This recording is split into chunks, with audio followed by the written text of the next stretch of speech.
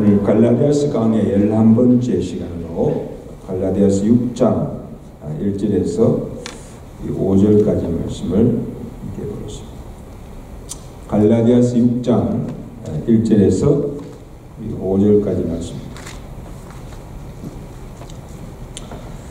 형제들아, 사람이 만일 무슨 범죄한 일이 드러나거든 신령한 너희는 온유한 심정으로 그러한 자를 바로잡고 너 자신을 살펴보아 너도 시험을 받을까 두려워하라. 너희가 짐을 스러워지라. 그리하여 그리스도의 법을 성취하라. 만일 누가 아무것도 되지 못하고 된 줄로 생각하면 스스로 속임이니라. 각각 자기 일을 살피라. 그리하면 자랑할 것이 자기에게는 있어도 남에게는 있지 아니하리니 다 같이 각각 자기의 짐을 질 것이라. 아멘.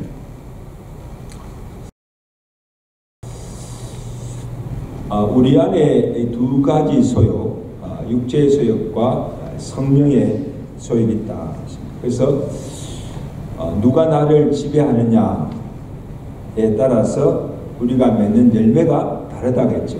그래서 이 육체의 소욕이 나를 지배할 때 육체의 열매를 맺게 되고, 또 성령의 소욕이 나를 지배할 때 무슨 열매? 성령의 열매를 맺게 된다는 것입니다. 그러므로 우리가 늘 성령으로 충만하여 성령을 따라 행하면 육체의 소욕을 이길 수 있고, 그 다음에 성령의 인도를 따라서 살아갈 수가 있다는 것입니다.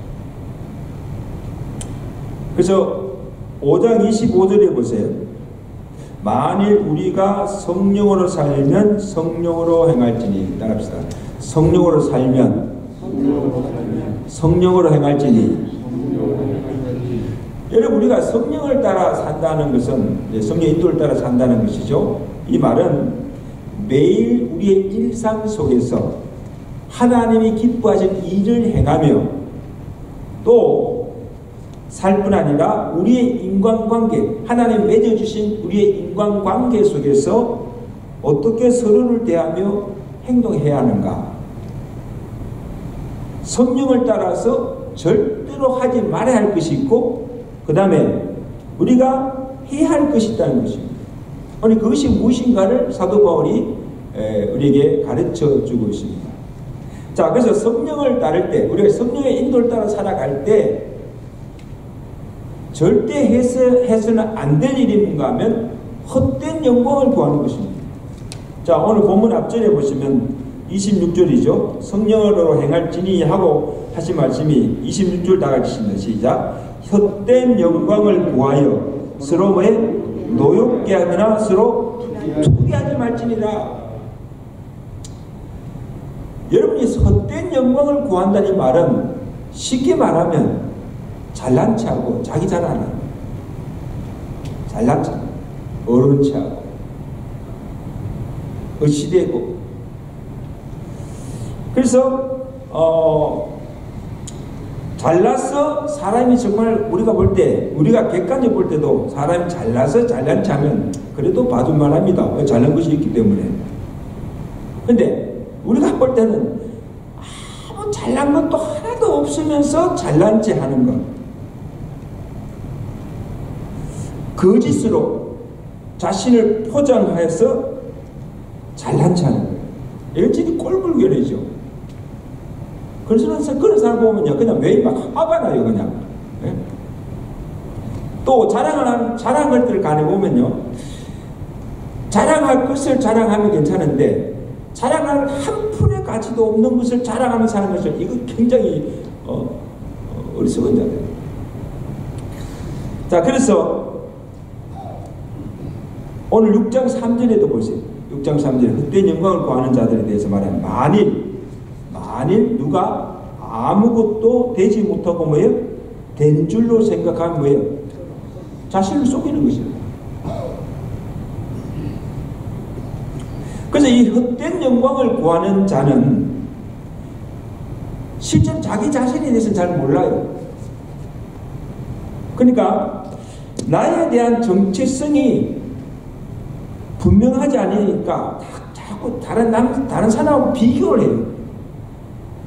비교의식이 너무 강해요. 그래서 비교해서 자기보다 잘난 사람이면 비굴할 정도로 열등감에 빠집니다.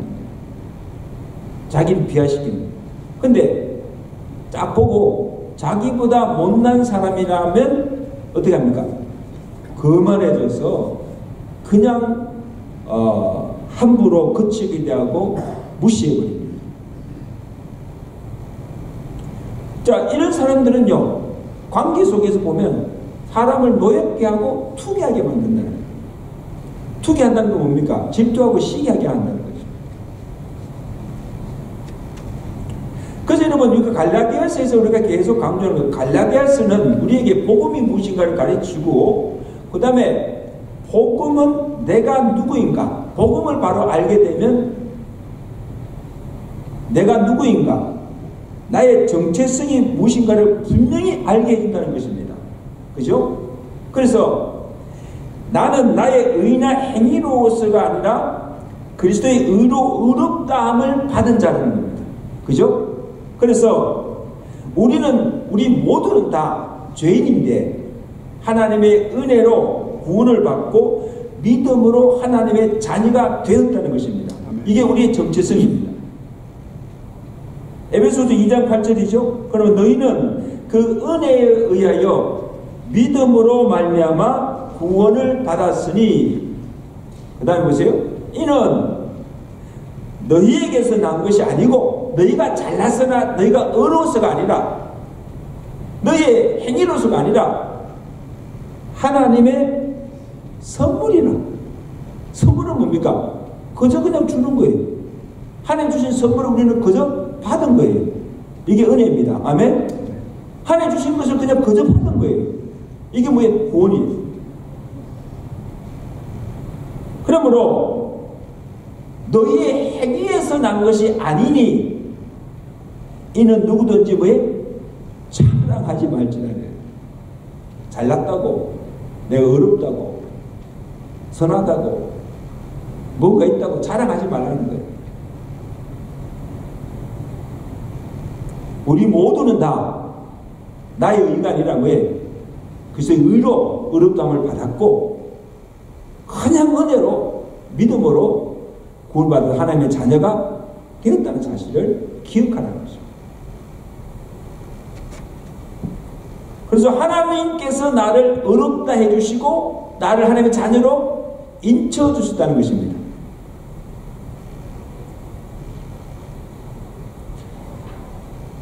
팀 켈러 목사님 지금은 소천하셨지만요, 이 복음주의에서 굉장히 강한 설교자죠. 제가 그분 책들도 좀 많이 쳤는데 그분 책 속에 이런 말이 있습니다. 이 부분에 대해서 다른 사람이 나를 어떻게 생각하는지에 대해서는 더 이상 중요하지 않습니다. 그 사람의 인정이 아니라 그리스도의 인정이 나의 의요, 나의 정체성이요, 나의 존재의 의미입니다. 아멘? 다른 사람 비교할 거 없다는 거예요. 사람이 나에게 대해서 뭐라고 하는 것 중요하지 않다는 겁니다. 하나님이 여러분을 하나님의 자녀로 상속자로, 하나님의 자녀요 상속자로 인정해 주셨습니다. 인쳐 주셨습니다. 바꿀 수가 없는 거예요. 우리 정체성이 바뀌어질 수가 없는 거예요. 그러므로 헛된 영광을 구하지 말고 자신의 정체성을 분명히 복음 안에서 확신하십시오. 아멘? 여러분, 자신에 대해서 자기가 누구인가, 자기 정체성이 분명한 사람은요, 당당합니다. 거만하지도 않고 또 비교에게 막 열등감 빠지지도 않아요. 왜? 나는 하나님의 자녀요, 하나님의 상속자요. 아멘?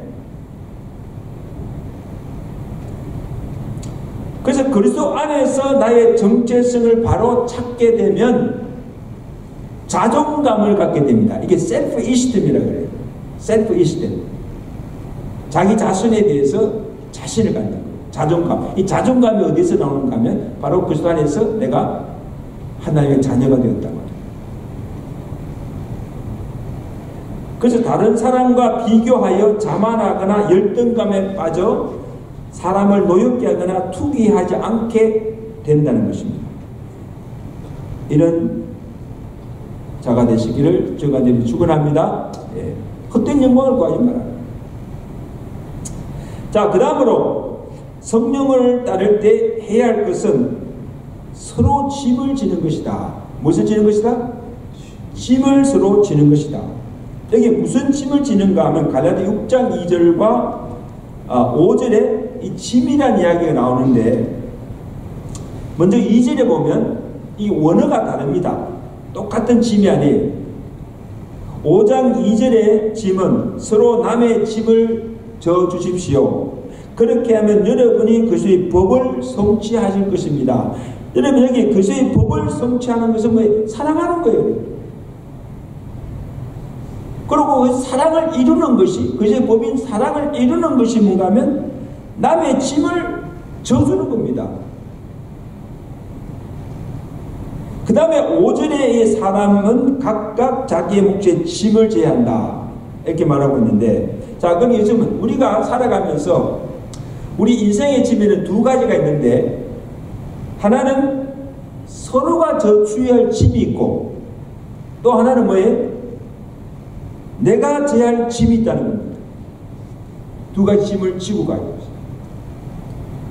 자, 여기 짐이라는 용어가 다른데, 서로가 남의 짐을 지라 할 때 이 짐은 원어로 보면 무거운 짐입니다. 아주 무거운 것입니다.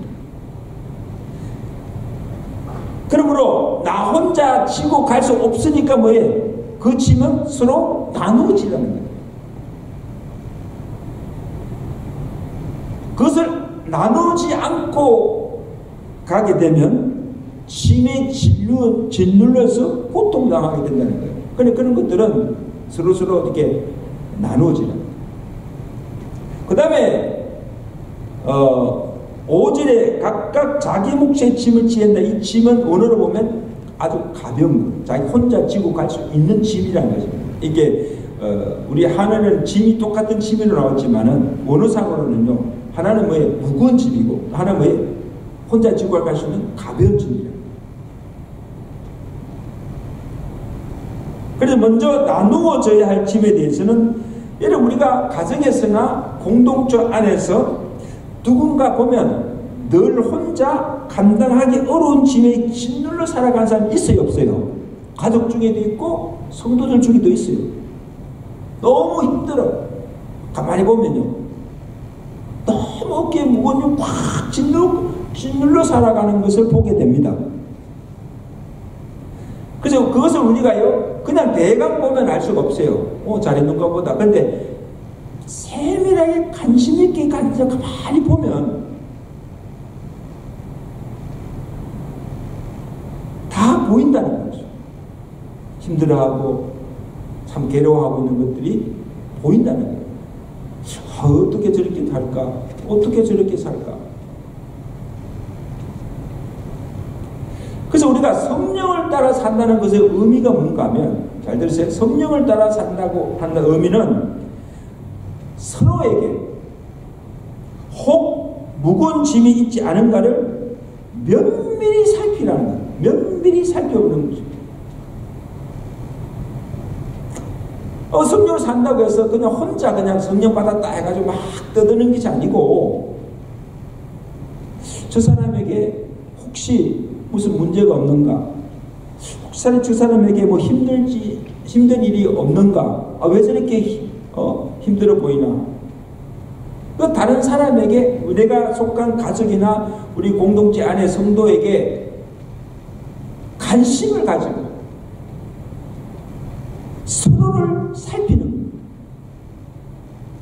그 사람에게 무거운 짐이라고 있다고 한다면 한 덩이라도 떼어와서 져주는 겁니다.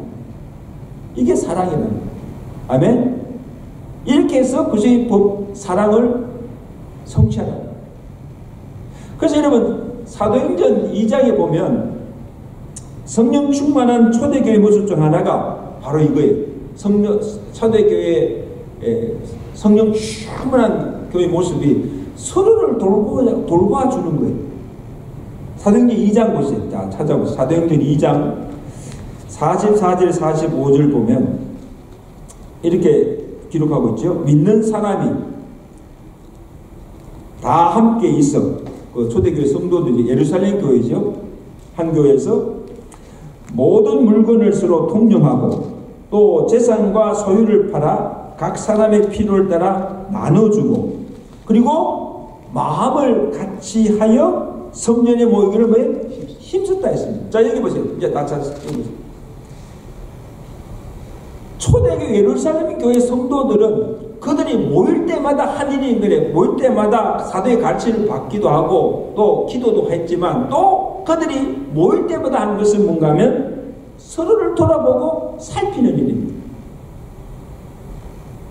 그래서 무슨 필요한 것은 없는지 또 서로 나누어져야 할 짐이 없는지를 살피고 필요한 것이 있으면 그 필요를 채워줍니다. 재산과 소유를 다 팔아서 돈을 모아서 그의 필요를 채워주고 그 다음에 함께 짐을 져주고 사랑의 교제를 나눈다는 겁니다. 아멘? 그리고 그 교회가 성령으로 충만합니다. 성령을 따라서 그 모든 삶을 살아가는 것을 보게 됩니다. 불굴의 의지를 가지고 나 혼자 믿음으로 헤쳐나가는 것도 필요해요. 그 믿음으로 내가 이기는 것도 필요하지만 때로는 나 혼자 그 짐을 감당할 수 없을 때에는 뭐예요? 주위에 도와달라고 도움도 구하고 나를 위해서 뭐예요? 기도해달라고 기도도 부탁해야 한다는 겁니다. 여러분 하나님도 우리 약함을 아시잖아요. 우리 약함을 아실 하나님께서 우리를 뭐예요? 고아와 같이 혼자 벌어두지 아니하시고 항상 나와 우리와 함께 하십니다. 왜? 그리고 너와 함께 하시면 내가 너를 뭐예요? 도와주리라고 말씀하십니다. 두 가지죠. 항상 내가 너와 함께 하겠다. 그 다음에 또 내가 너를 뭐예요? 도와주겠다. 그 시편 55편 22절에 보면 내 짐을 여호와께 맡기라. 그가 너를 붙드시고 의인의 요동함을 영원히 허락하지 아니하시리라. 답니다. 내 짐을 여호와께 맡기라는 거예요. 하나님도 우리에게 지금 짐이 있다는 거죠. 이 짐은요, 내가 혼자 지고 가기에 감당할 수 없는 무거운 짐이 나를 누르고 있어요. 그러니까 하나님이 그 내 짐을 내게 맡기라. 내가 너를 붙들고 의인의 요동함을 내가 허락치 아니하도록 내가 너를 뭐에 도와주겠다는 겁니다. 예수님께서도 뭐예요? 수고하고 무거운 짐진 자들아 다 내게로 오라. 내가 너희를 뭐에 쉬게 하리라. 무거운 짐진 자들아 다 내게 오라. 내가 내 짐을 맡아주겠다.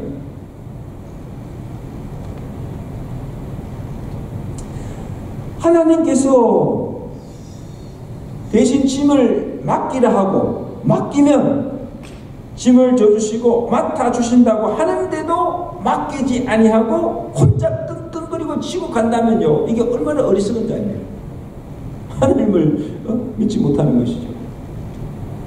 여러분 짐이 있습니까? 짐을 여호와께 다 맡기시길 바랍니다. 그 다음에 하나님께 우리의 짐을 맡기기도 하지만 우리가 서로 지체끼리 서로 짐을 나누어 져야 함을 말씀하고 있습니다. 여러분 우리를 그리스도 안에서 한 지체로 삼으시고 그 다음에 주의 몸된 교회 공동체를 이루어서 함께 살게 하신 그 이유가 무엇인가 하면 우리가 한 예배 공동체도 하나님께 예배드리는 것도 있지만 서로 짐을 나누어지며 기쁨도 슬픔도 함께 나누며 살게 하시기 위한 겁니다. 아멘? 그래서 교회가 필요한 거예요. 그래서 교회가 좋은 거예요. 그리고 고린도전서 12장 26절 만일 한 지체가 고통을 받으면 모든 지체가 함께 고통을 받고 또 한 지체가 영광을 얻으면 모든 지체가, 그 교회에 속한 모든 공동체가 함께 즐거워하고, 로마서 12장 15절에는 즐거워하는 자들로 함께 즐거워하고 우는 자들로 함께 울까. 합시다. 즐거워하는 자들로 함께 즐거워하고 우는 자들로 함께 울라. 여러분, 이게 가족 공동체요, 교회 공동체입니다. 그죠? 우리 한 가족이 되었다, 한 지체가 되었다. 이 말이 뭔가? 함께 울고 함께 웃는, 생사 고락을 함께 나눌 수 있는 공동체가 되었다.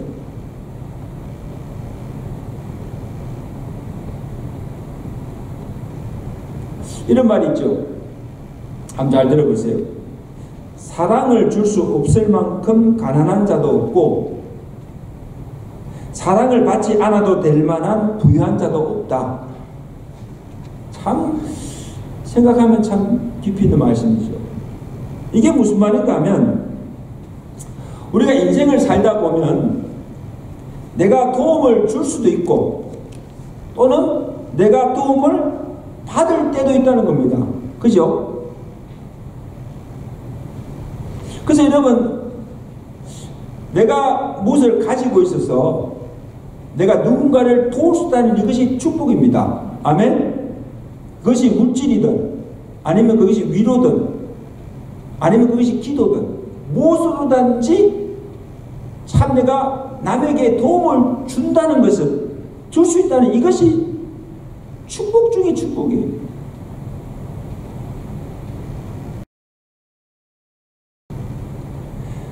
자, 그래서 내게 도움을 구하는데도, 잘 들으세요.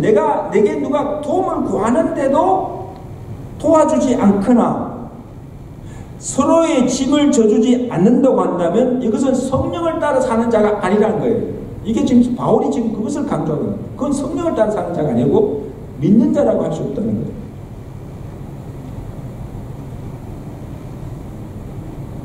그래서 지난주에도 말씀드렸잖아요. 궁핍한 형제가 있는데 내가 도울 물질도 있고 다 가지고, 재물을 가지고 있음에도 불구하고 그 궁핍한 자를 보고도 도와달라는 그를 돕지 않는다고 한다면 어찌 그 속에 뭐에 하나님의 사랑이 거할 수가 있느냐. 이 말은 뭔가? 그 사람은 하나님 믿는 자라고 할 수 없다는 거예요.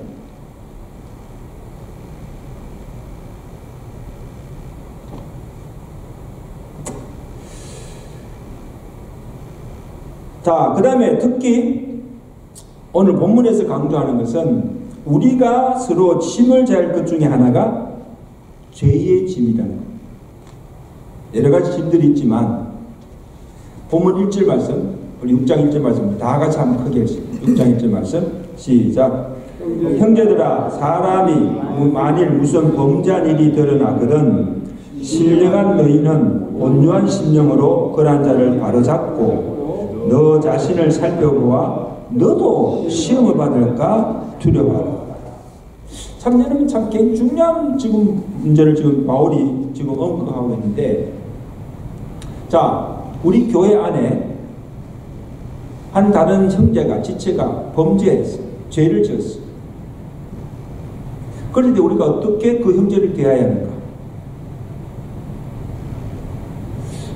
뭐 성도지만 그죠? 실수할 수도 있지요. 그리고 이 믿음이 연약해서 잠시 유혹에 빠져서 연약함으로 죄를 지어서 그것이 드러났을 때, 드러난 죄예요.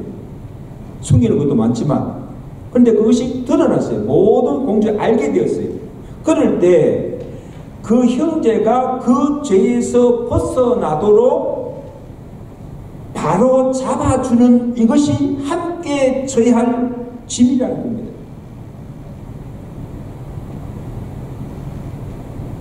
이런 짐을 서로 지라, 여기 짐을 서로 지라고 말해요. 짐을 서로 지는 거예요.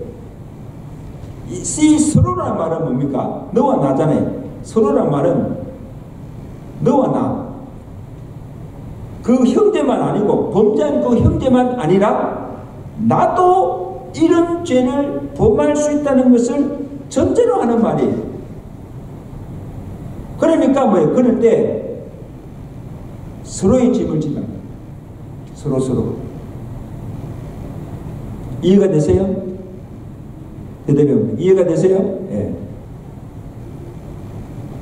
자, 보세요.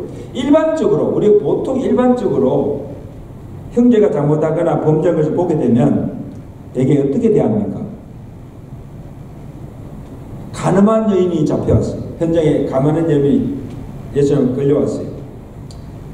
그를 끌고 온 바리새인들과 유대인들은 그 여인을 어떻게 합니까? 정죄하지요. 그죠? 정죄하면서 예수님께, 예수님, 율법에 이 간임한 여자는 뭐예요? 돌로 쳐 죽이라고 했습니다. 정죄하잖아요. 비난하. 그리고 우리가 어떻게 할까요? 하고는 돌을 머리에 치려 죽이려 했잖아요. 대개 보면 우리가 그 형제의 잘못 딱 우리가 죄를 지었다. 죄가 드러나면 율법적으로 이렇게 행동한다는 거예요. 자기는 다 어려운 것처럼 그냥 죽일 놈이라고, 없을 죄인이라고 욕하고 비난합니다. 정죄합니다.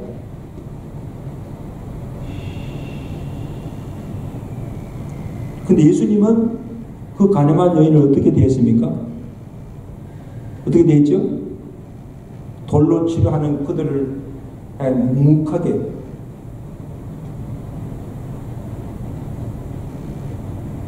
그리고 그들에게 했습니까? 죄 없는 자가 돌로 쳐라. 그러니까요, 죄 없는 자가 어디 있습니까? 그리고 다 물러갔을 때 예수님께서 여인에게 가까이 다가와서 말씀입니까? 나도 너를 정죄하지 않으니 다시는 가서 왜? 죄를 범치 마라.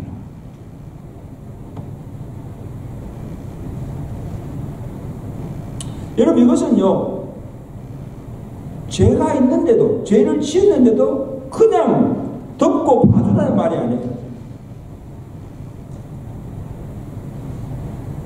첫째는 헛된 영광을 구하는 자들처럼 그를 정죄하거나 비난하지 말고 사랑과 온유함으로 대하고 그를 용납해 주라는, 받아주라는 거예요. 내치지 말고.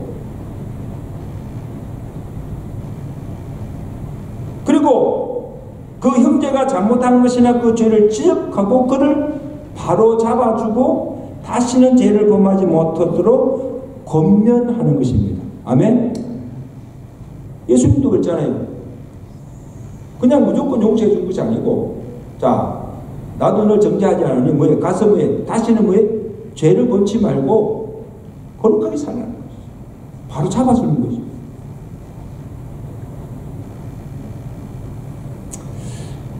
그래서 마태복음 18장에 보면 형제가 죄를 범할 때 우리가 어떻게 해야 되는가를 아주 구체적인 그 지침서를 우리에게 보여주고 있는데, 자, 한번 찾아봅시다. 마태복음, 찾았어요. 중요한 거니까. 마태복음 18장 15절에서 16절입니다.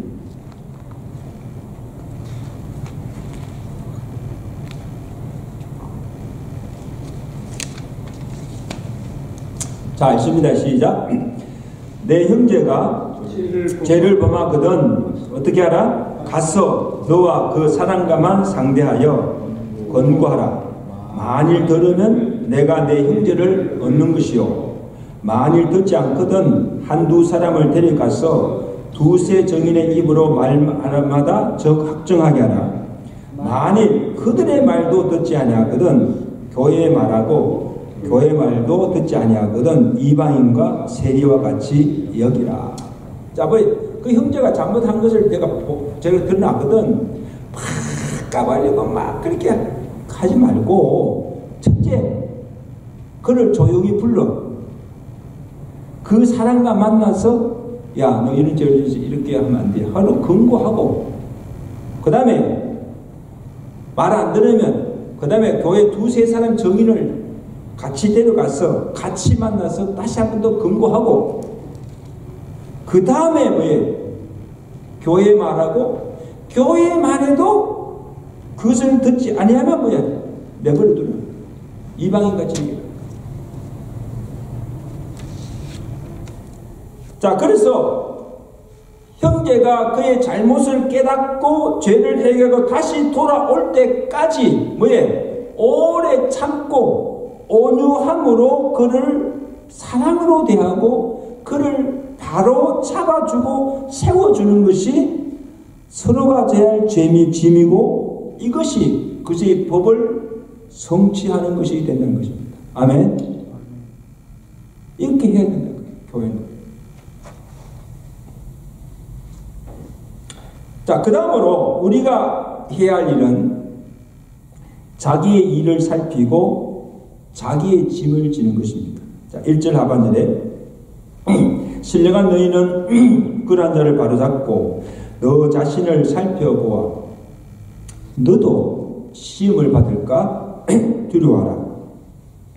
자, 그 다음에 4절 5절에 다 읽어봅시다. 시작. 4절 5절 시작. 각각 자기의 일을 살피라. 그리하면 자랑할 것이 자기에게서도 남에게는 있지 아니하리니 각각 자기의 짐을 질 것입니다. 여러분, 대개 사람들은요, 다른 사람을 판단하고 살피는 것은 참 잘해요. 그런데 자신을 살피는 일에는 잘 못해. 실패하는 것을 보게 돼요.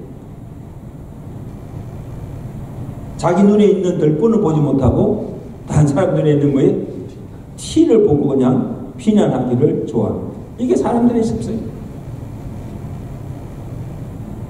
예수님께서도 마태복음 7장 3절 4절 보면 어찌하여 형제의 눈 속에 있는 티는 보고 내 눈 속에 있는 들보는 보지 못하느냐. 먼저 내 눈 속에 있는 들보를 빼야 그 후에야 밝히 보고 형제의 눈 속에 티를 빼리라. 예수님도 그것을 지적한 거예요. 아, 자기 눈에 지금 이는 들보가 있는데 그걸 보지 못하고 다른 형제의 눈에 티라는 것은요, 그냥 좁쌀만한 그거는 잘 본다는 거예요. 자기 눈 속에 있는 들보는 못 보고.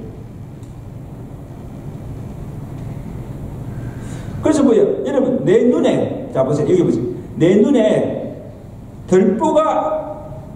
들보를 본 사람은 형제의 눈에 있는 티를 보고 비난할 수가 있어요, 없어요? 없지요. 없어요. 이와 같이 나도 죄인이고 나도 잘못하고 실수할 수 있는 연약한 자인데 내가 누가 누구를 정죄할 수 있고 허물을 탓할 수가 있는가 하는 거죠. 자신을 알면 그렇게 할 수가 없다는 거죠. 그래서 오늘 사도 바울의 권면이 뭡니까? 형제의 잘못이나 범죄한 것을 보거든 그를 정죄하고 비난하지 말고 도리어 자신을 보고 경각심을 갖고 혹시 나도 그러한 죄를 범하지 않을까?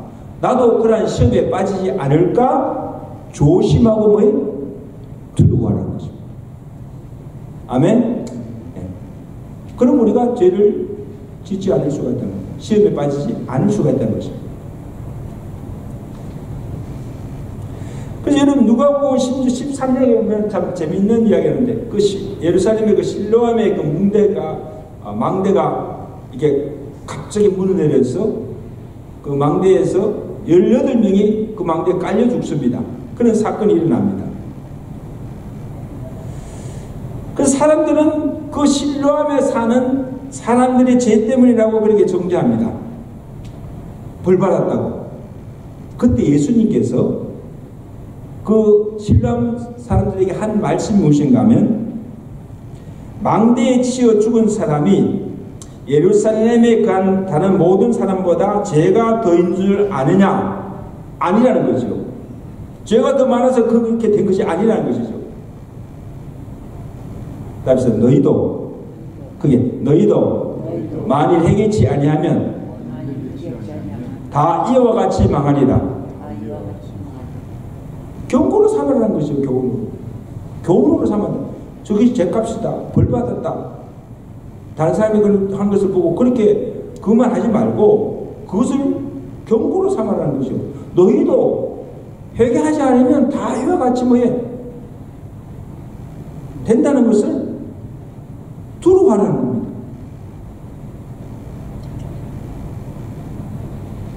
이제 말씀을 했습니다. 상성도 여러분, 서로 져야 할 짐도 있지만, 그리고 내가 살아가면서 내가 져야 할 짐, 내가 내 몫에 태인 십자가는 내가 묵묵히 참고 지고 가야 하는 것입니다.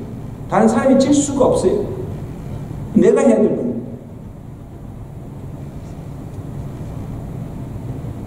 서로 나누어져야 할 짐도 지지 않고, 어떤 사람은요, 내가 져야 할 짐까지도 다른 사람에게 떠맡기고 나 혼자 편하게 살겠다는 것은, 이거는 성령을 따라 사는 사가 아니라는 것입니다.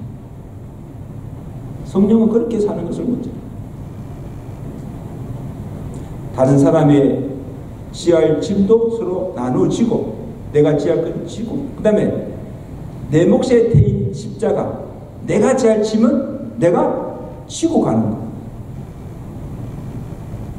이것이 성령을 따라 살아가는 삶인 줄로 믿습니다.